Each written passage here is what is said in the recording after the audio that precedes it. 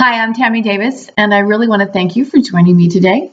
This is a little talk about inner strength that stems from some thoughts that I've been playing with over the last few weeks with regards to understanding. And I've talked about it and written about it that when we seek to understand, we're actually coming from that space of love. And I've presented this in a way that was about coming out and seeking to understand others as a way of creating love in the world around us. Yet, what I was really working on this morning was understanding that we really can't, there's that word, we really can't come to understand someone else fully until we have accepted who we are and understood ourselves. And so this is really what this is about. This is the reason for inner strength, because the more we actually understand ourselves, the stronger that we feel on the inside. And what I want to propose here is actually a small list of essential oils that you could include into your day, into your weeks, that would actually assist with building inner strength. That said, the oils that I tell you that I list off here shortly, I do not have any historical conflict with medication. Therefore, whatever you're doing in your life, it's okay to include these. You just want to use them on a minimal basis. Sometimes you just want to use them to smell. And we'll get into a little bit more about that here in just a minute. You don't necessarily have to apply them or diffuse them into the air. You can just waft them under your nose and still get benefits from them. So that said, I wanted to also parallel human beings to plants. Because as you know, if you've watched any of my other videos, and if you haven't, I'll say it here, we are nature. Whether it doesn't make any difference, we are nature, because the DNA in plants is the same peptides in the DNA of humans. The just difference is the placement of the peptides, which is what distinguishes them with us. So, with that said, nature has a course. It has a life force that activates and moves it. And in the case of plants, they are very well equipped to protect themselves from the environment, more specifically, in this case, to bacteria and viruses and fungus and yeast. And this is predominantly plants that are not in heavily industrialized areas, because those plants, well, they are all adapting, but truthfully, we don't get essential oils from those plants. So I want to level the playing field there, and just say plants have the ability to adapt to their environment. We don't get essential oils from plants that grow in the inner cities. So there you have it. Nonetheless, the point to that was adaptation. So whenever there is an influence or an outside source or outside threat to the plant produces chemicals that actually are able to protect them from whatever the threat is. Please understand that there are millions of bacteria and millions of viruses. I mean, there's millions of microbes on this planet. There's millions of microbes in our body. The challenge with the human body is that we are isolating ourselves, separating ourselves, and distinguishing ourselves as different and separate from nature when in fact we're not. We are one and the same. And how I mean that is whenever we have a health challenge yes, we're getting more and more back into natural remedies. I don't disagree with that, because I've been doing this for 30 years. At the same time, there's a heavy use of pharmaceuticals and over-the-counter medications and food additives and a lot of additional other ingredients in our supplements. So there's a lot of chemical influence that is not of nature. So on that note, the body has to adapt in order to keep itself safe. And unfortunately, we're in this chronic state of stress. Whether we are mentally, emotionally stressed or not, we're in a chronic state of stress. And the reason for the essential oils is because they actually introduce chemicals that have been exposed to a lot of these bacteria and viruses that they've already protected themselves against. Now, that said, there are some plant chemicals that are not available through essential oils. You actually have to get the plant resin or the plant root, or what, there's different parts of the plant that actually are warehouses of these chemicals when the chemical is not needed for protection. So I'm just, Lyme off the top of my head. I mean, Lyme bacteria are sneaky little boogers, and they're able to change their shape, which keeps them safe and hidden from and resistant, even more resistant to the bacteria. The antibiotics that we are pumping into the human body. But to include plants and all manner of plants. When I say all manner of plants, I'm talking about more than just essential oils. But if you include these plant components, then you are better protected from the Lyme. And they're actually finding that it is more beneficial to work with natural remedies against Lyme than it is to go the traditional antibiotic way. Nonetheless, this is about inner strength. And the point of that is this is actually how the plants remain strong, is with their secondary metabolites, which is what essential oils are. And when you include those into your practice, into your day, you can begin to develop your own sense of inner strength.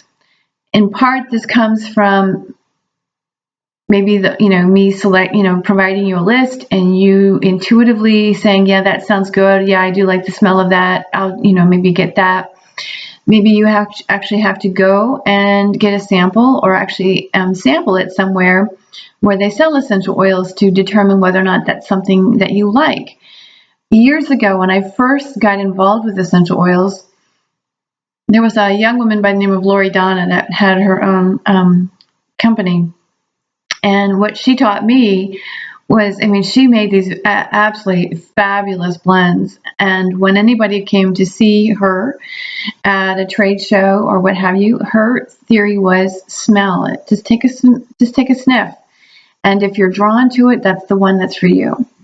So with that said, that's part of my encouragement here, is select oils maybe outside of what I'm proposing here that appeal to you. Now, I do want to issue a word of caution, which is if you are taking medications or you're suffering from estrogen dominance, or you have an autoimmune disorder, and there's varying factors here, you want to kind of really work off the list that I provide you, because there are contraindications with a lot of oils and medications and these health conditions, which is a whole nother video, a whole nother course, and that's something that I can actually address more specifically on my Patreon page. But for the purpose of inner strength, the other reason for, intuitively selecting your oils is because now you're beginning to trust yourself. And if you use these oils in a way that honors your gut, your gut opinion. Sorry, I don't know what happened there, but when you honor that gut feeling about what it is that might be what you need, you're developing your inner strength. You're creating a foundation of understanding who you really are. And the more we practice that, the stronger that we become and the more fully expressed we can become.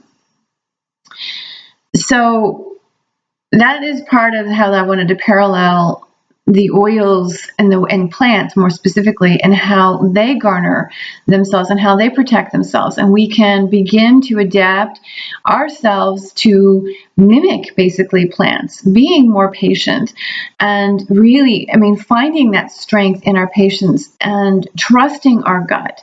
But this does take a lot of practice.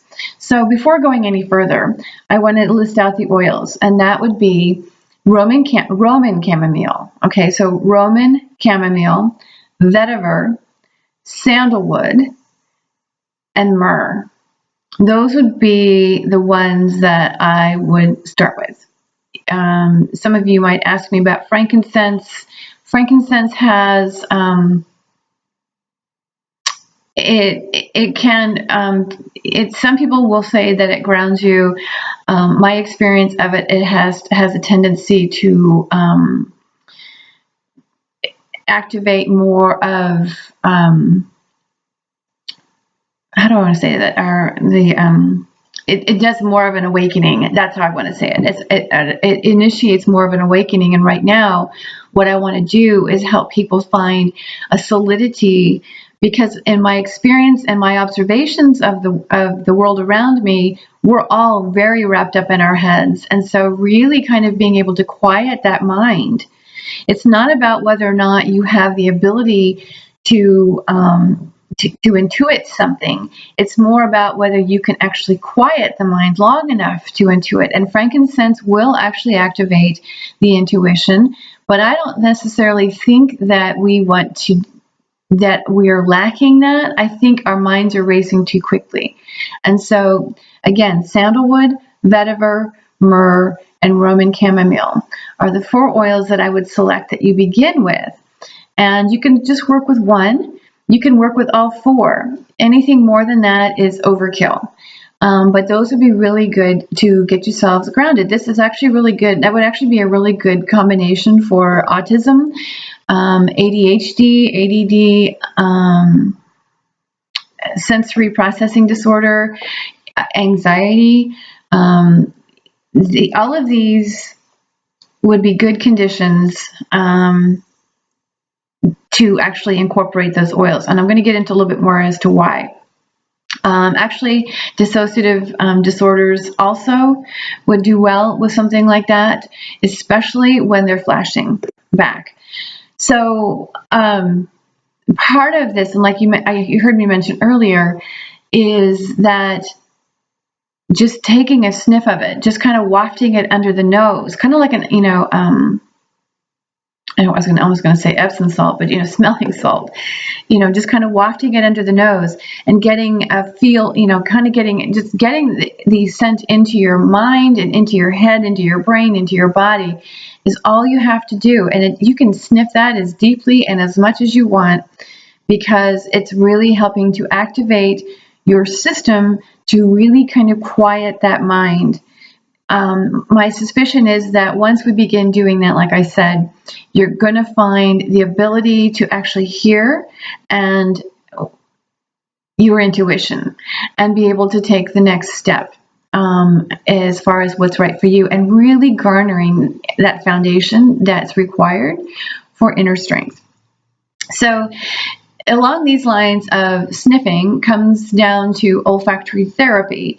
And olfactory therapy is when we actually use scent to stimulate memory and actually help to treat any kind of mental health upset, mental emotional upset, or mental emotional instability, however you want to go. If you haven't figured it out by now, I am just going at this as it comes to me. So thanks for bearing with me. So along the lines of olfactory therapy and just sniffing your oils, the reason I like this and the reason I want to point this out is a lot of us deal with sensitivity to sound, sensitivity to light, sensitivity to smells. And in fact, that actually might even be a concern for people that when I'm telling you to sniff it, maybe you would want to not do that to begin with. If you do have a sensitivity to smell, putting it between your toes would be my suggestion. What a great way to ground yourself, right? Actually, to stabilize that foundation is by putting a couple of those drops between your toes and not even smelling it until you can actually find yourself a little bit more soothed. Now, this recommendation of oils is not the be-all, end-all. It is the beginning of really stabilizing the system. And believe it or not, it actually has a lot more physiological benefit than just that, but I'm just going to leave it at that for right now. If you have any questions about what else it would do for you, please let me know. Be happy to answer those questions for you. But nonetheless, like I said, there's a lot of people that are actually sensitive to aromas and they're not even aware of it. Now, this doesn't mean, people who have heightened sense of smell. This is more along the lines of, and I've talked about this before, but it's been a while since I've spoken about it, and I'm often curious because so many people get cranked so easily, and it could very well be that they're very sensitive to the people around them. If there's a lot of aggression and upset, it could also affect the individual. And at the same time, my suspicion is that there's things in the air that are actually causing anxiety or causing bad memories. And memories don't necessarily mean that you're actually remembering what happened, but it could bring up these bad feelings of anxiety or agitation or restlessness or frustration or anger or even fear. I mean, any one of those can be activated by just an aroma that might be pleasant to somebody else. I mean, for years, I couldn't stand being around the smell of coffee. And I couldn't even go into a coffee shop. And it took me doing olfactory work with other people and really studying the sense of smell that I came to understand that coffee was bringing back memories of a time in my childhood that was not pleasant, but I wasn't really remembering the incident. It was just causing huge agitation and restlessness in me that I couldn't even sit for more than 5 minutes in a coffee shop. Now I've managed to, stabilize myself using my own oils and have overcome that problem. And now I've always enjoyed drinking coffee, but now I can actually go to a coffee shop and not be so traumatized by it. But I have actually worked in treatment facilities on site where we had a lot of dissociative disorders, and oftentimes they actually had their own blend that would actually represent them to the moment, because when they go into a flashback, when you go all the way into a flashback, all you can do is smell that smell. Now, in my case with the coffee, I could remove myself from that aroma. But oftentimes, if we're not aware that there's something triggering this, now we're in trouble. And so having, when you find yourself excited, in a negative way, the thing to do is to actually pull out your blend and inhale it and sniff it and allow it to represent you to where you are and really help solidify your emotions and get you out of your head, because those emotions are different than feelings. And so really coming to understand yourself at this level, this is the beginning. So I guess if you want to label this root chakra work, for those of you who are who do chakra work, this would be the beginning step for activating and stabilizing. More importantly, I'm not into, if you haven't figured it out, if you've not watched any of my other videos, I've come a long way from trying to control the body and more in line with wanting to stabilize it. Because the more stable the body becomes, the better equipped it is to keep us protected and really help us develop that inner strength, both emotionally as well as mentally. And that's really where I want to leave this for right now. So again, those 4 oils are vetiver, sandalwood, myrrh, and Roman chamomile. And if you have any questions about additional physiological effects, by all means, let me know. But in the meantime, really begin to get to know yourself and really allow these, if you just start with this and allow this to begin to quiet your mind long enough to be able to sit still and give yourself opportunity to hear something more than what's in your head. Actually hear the inspiration, the call, feel what is moving you, and begin to strengthen yourself in that direction and begin to allow yourself to become fully expressed. And that does take some time. So please be patient with yourself. Be like nature. Move as you're guided to, but remain rooted where you are, in who you are. I want to put it that way. If you want to move around the country and knock yourself out, but remain rooted with who you are. Okay? I hope you guys are having a great day wherever you are. Thanks for watching. Synergessence.com, patreon.com/Synergessence. Join me anywhere. I look forward to supporting you. and serving you. All right. Have a great day. I'll talk to you later. Bye.